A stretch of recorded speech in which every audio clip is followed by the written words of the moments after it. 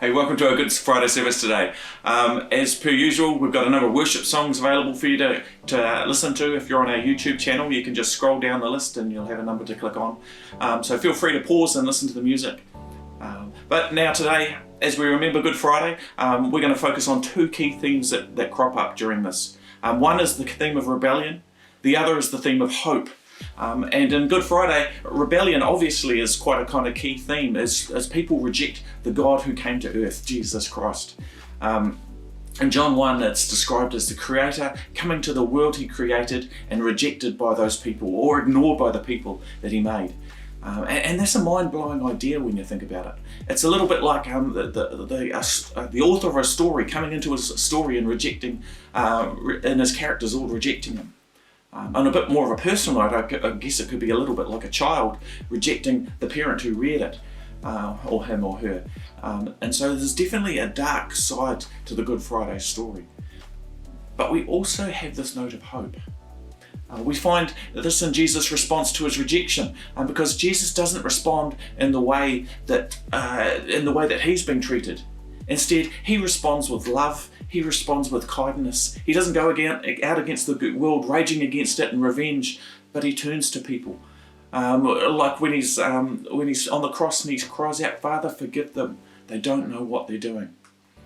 And to those who call on Jesus, he offers them that same kind of hope. To the thief on the cross who's next to him, he says, "Today you'll be with me in paradise." So Good Friday is a story of rebellion, but it's also a really great story of hope. And I think that's pertinent to where a lot of us are at this morning.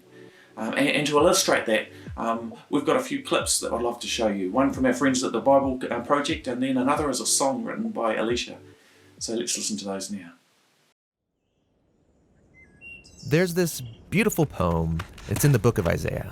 The city of Jerusalem has just been destroyed by Babylon, a great kingdom in the north. And all of these Jewish people, they've been sent away into exile, but a few remained in the city. And they're left wondering, what just happened? Has our God abandoned us? Right, because Jerusalem was supposed to be the city where God would reign over the world to bring peace and blessing to everyone. Now, Isaiah had been saying that Jerusalem's destruction was a mess of Israel's own making. They had turned away from their God, become corrupt, and so their city and their temple were destroyed. Yeah, everything seems lost. But the poem goes on. There's a watchman on the city walls. And far out on the hills, we see a messenger, and he's running towards the city. He's running and he's shouting, "Good news!" And Isaiah says, "How beautiful on the mountains are the feet of those who bring good news." Beautiful feet? Yes, the feet are beautiful because they're carrying a beautiful message. What's the message? That despite Jerusalem's destruction, Israel's God still reigns as king, and that God himself is going to one day return to this city, take up his throne, and bring peace. And the watchmen sing for joy because of the good news that their God still reigns. Now in the New Testament, we find this same phrase, the good news. It's the Greek word euangelion, and it's also sometimes translated with the word gospel. Yeah, so when Christians say, "Do you believe the gospel?" they mean, do you believe the news? But not just any news. In the Bible, this phrase is always about the announcement of the reign of a new king. And in the New Testament, the Gospels use this phrase to summarize all of Jesus' teachings. They say that he went about proclaiming the good news of God's kingdom. So Jesus saw himself as the messenger, bringing the news that God reigns. Yes, but the way that he described God's reign, it surprised everybody. I mean, think, a powerful, successful kingdom. It needs to be strong, able to impose its will, able to defeat its enemies. But Jesus said the greatest person in God's kingdom was the weakest, the one who loves and who serves the poor. And he said that you live under God's reign when you respond to evil by loving your enemies and forgiving them and seeking peace. This is an upside-down kingdom. Now, Jesus also said that this kingdom was arriving with him. Yeah, so for example, there's this really interesting story where there's a high-ranking Roman officer, and he comes to Jesus begging him to heal his servant. And he even calls Jesus his Lord, acknowledging that Jesus is his authority. Jesus praises this man for recognizing what no one else yet had, that not only was Jesus announcing God's kingdom, he was the king. And so the word gets out that this Jewish man from Galilee is talking and acting like he's the king of Israel. He's appointing 12 disciples, which are an image of Israel's 12 tribes. He's healing people, forgiving people their sins. And all of this so threatened Israel's leaders that they finally decide to have him killed. And Jesus let them. Yeah, which is a weird thing to do if you're trying to become king. That's right. But for Jesus, this is what had to happen. Jesus saw the sin and the devastation of his people Israel as just one small part of the entire human condition. How all humanity has rebelled against God, resulting in the tragedy and devastation of our whole world. And so how is God going to bring his reign over such a world? Jesus believed it would be through an act of sacrificial love for his enemies. This is why in the Gospels, Jesus' crucifixion is depicted as his enthronement as the King of the Jews. Yeah, he receives a crown. He also receives a robe. He's exalted up, not onto a throne, but onto the cross. How beautiful are the feet that bring good news. And the good news now is that Jesus has defeated death and that he reigns as king, that he's dealt with our sin and corruption himself and that he's conquered it with his life and with his love. And then Jesus sends his followers to go out and keep announcing this good news of the upside-down kingdom. And to invite everyone to give their allegiance to him, the king who defeated death with his love.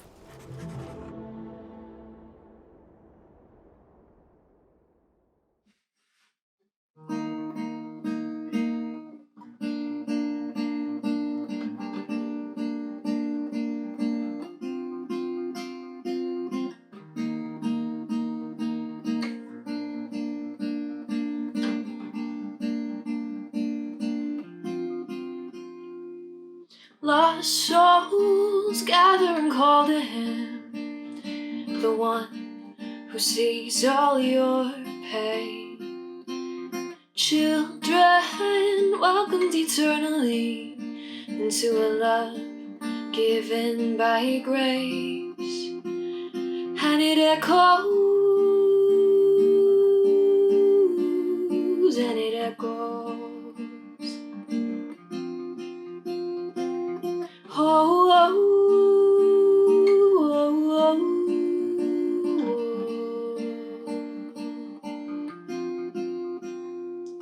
Savior, a death to save us all, we can't begin to deserve.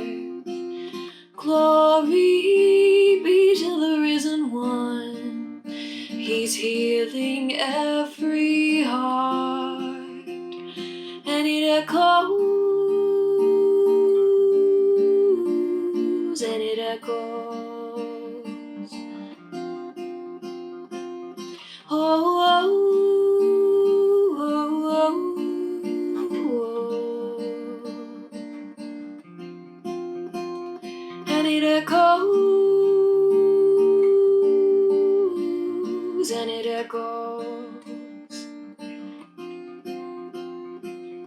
Oh, oh, oh, oh, oh.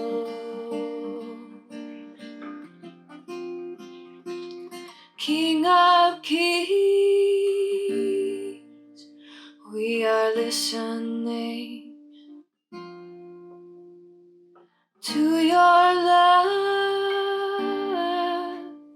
We are listening. And Jesus, you are everything. And to your love, we are listening. And it echoes, and it echoes. Oh, oh, oh, oh, oh,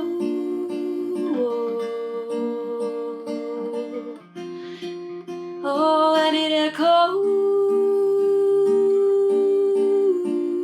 and it echoes.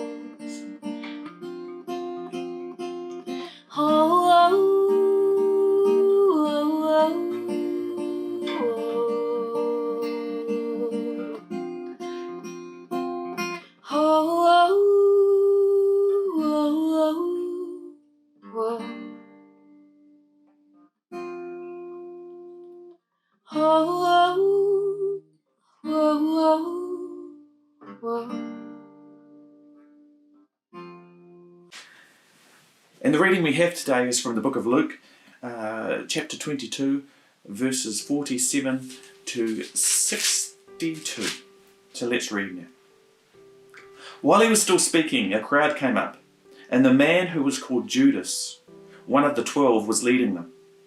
He approached Jesus to kiss him. But Jesus asked him, Judas, are you betraying the Son of Man with a kiss? When Jesus' followers saw what was going to happen, they said, Lord, should we strike them with our swords? And one of them struck off the servant of the high priest, cutting off his right ear. But Jesus answered, no more of this. And he touched the man's ear and healed him. And then Jesus said to the chief priests, the officers of the temple guard, and the elders who had come for him, am I leading a rebellion that you've come against me with swords and clubs? Every day I was with you in the temple courts, and you did not lay a hand on me. But this is your hour, when darkness reigns. And then seizing him, they led him away and took him into the house of the high priest. Peter followed at a distance, but when they had kindled the fire in the middle of the courtyard and had sat down together, Peter sat down with them. A servant girl saw him seated there in the firelight. She looked closely at him and said, this man was with him. But he denied it, saying, woman, I don't know him, he said. A little later, someone else saw him and said, you are also one of them. Man, I am not, Peter replied. About an hour later, another asserted, certainly this fellow was with him, for he is a Galilean. Peter replied, man, I do not know what you're talking about. And just as he was speaking, the rooster crowed. The Lord turned and looked straight at Peter. And then Peter remembered the word that the Lord had spoken to him, before the rooster crows today, you will disown me 3 times. And he went outside and wept bitterly.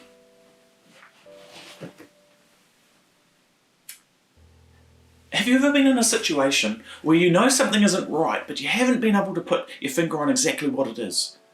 As you know, I really enjoy watching lots of movies, particularly classics like The Avengers, Lord of the Rings, Star Wars, the real highbrow stuff. And it's one thing that's really striking about modern movies is the way that they can make so much realistic action, but put it together on a computer.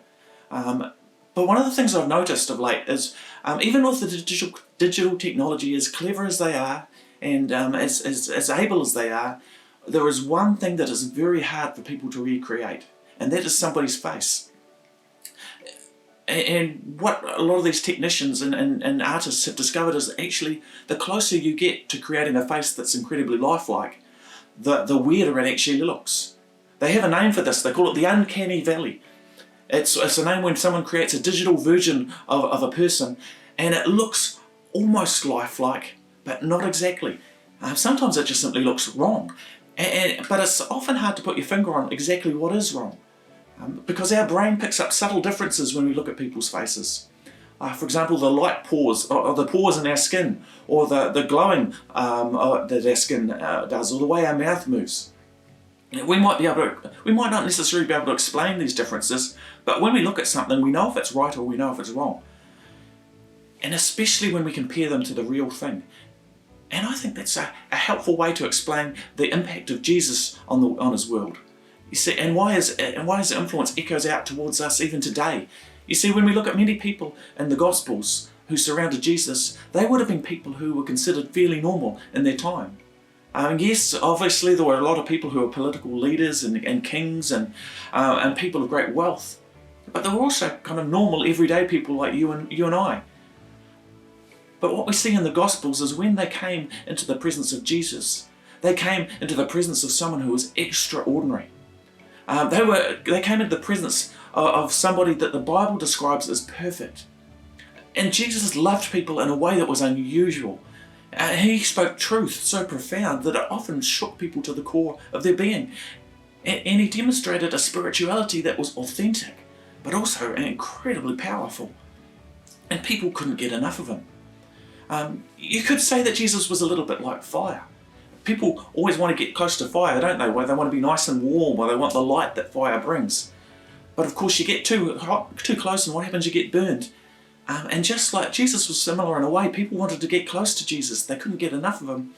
But at the same time, just like fire, Jesus was dangerous to be around because his perfection had a tendency to show up everyone else's inadequacy.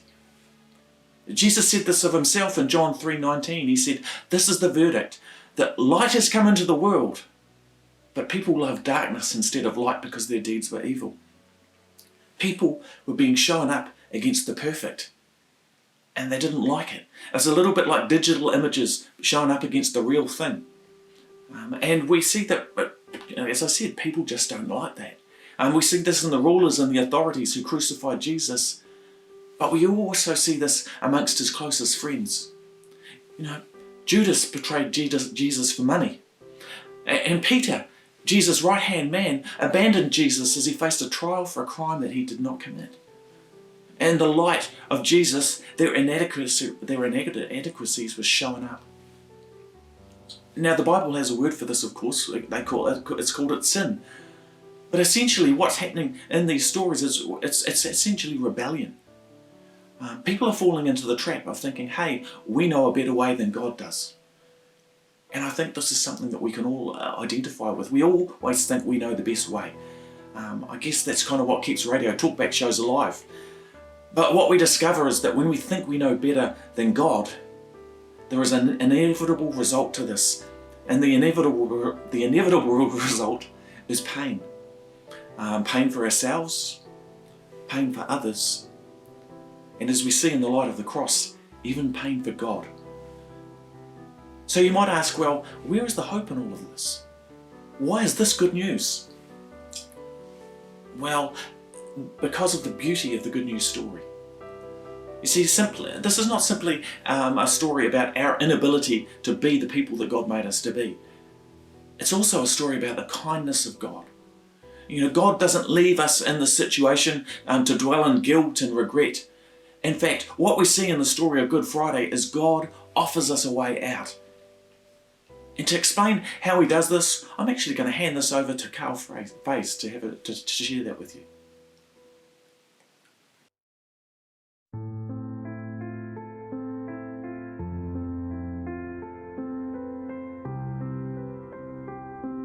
Regrets. We all carry these. Some are small, others are huge, seemingly unbearable. The angry word, the selfish choice, the poor decision. There's those failed relationships or the time we broke a promise. And regret is a silent wound. No one sees it, but we all carry them. Now, on the outside, we can look like we're in control, but internally, in our heart and our soul, we carry the ache of regret. So what do we do with regret? With mistakes and failures and disappointment? Easter is about giving each of us the opportunity to deal with regret. Jesus' death and resurrection dealt with failure and responds to the sin of humanity. It gives us another option than just carrying regret.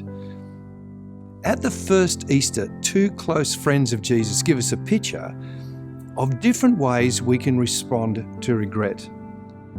Both of these individuals abandoned Jesus. Judas abandons Jesus for money and the chance to get rich. He sells Jesus out for 30 pieces of silver. Peter also abandons Jesus, but for reputation. In Jesus' moment of greatest need, Peter denies even knowing him. Peter chooses safety over loyalty. Later, both Judas and Peter are racked with regret. Jesus' death on the cross was not just the death of an innocent man. Jesus is taking on himself the failures and the sin of all people. This was a moment where the regrets of everyone is dealt with by the actions of an individual. Now, in death, Jesus carried our sins, but in resurrection, he demonstrated that the power of sin was broken. Freedom is actually possible for all of us. We all now have a choice. We can either carry regrets through all of our lives and pay for them ourselves, or we can allow Jesus to pay for us. Those two friends, Judas and Peter, chose two different paths. Judas carried his regret himself, and the result was awful. Peter took his regret to Jesus, and he was given a fresh start, new hope in life. This Easter, you can take your regrets, your hidden pain, and you can give them to Jesus. This is the place of hope and a second chance. Can I encourage you to use these simple words to personalize Easter and to deal with your regrets? Why don't you pray this prayer? Jesus, I bring my failure and my mistakes to you today. I commit my life into your hands. Amen.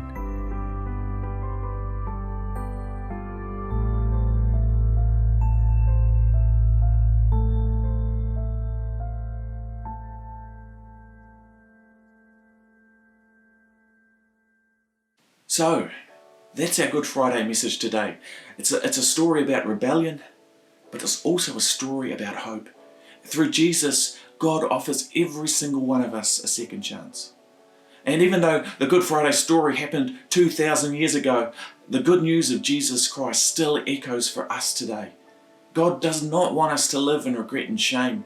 Instead, He's calling us to a better future that offers life and hope for every single one of us.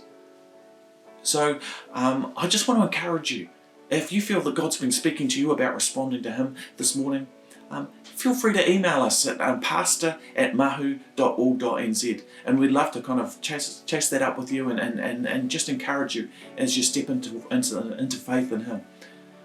Also, I want to offer the opportunity, if there are prayer requests for any situation that you're in at the moment, please send the emails to pastor@mahu.org.nz, and we'll pass those on to our prayer team, and we'll have people who are just really keen to pray for you in your situation. But for the rest of us all, enjoy this Good Friday weekend. God bless you all and your families. May the Lord bless you and keep you. May He shine His face upon you and be gracious to you. May the Lord lift up His countenance upon you and bless you all. In Jesus' name. And I'll see you on Sunday. God bless everyone.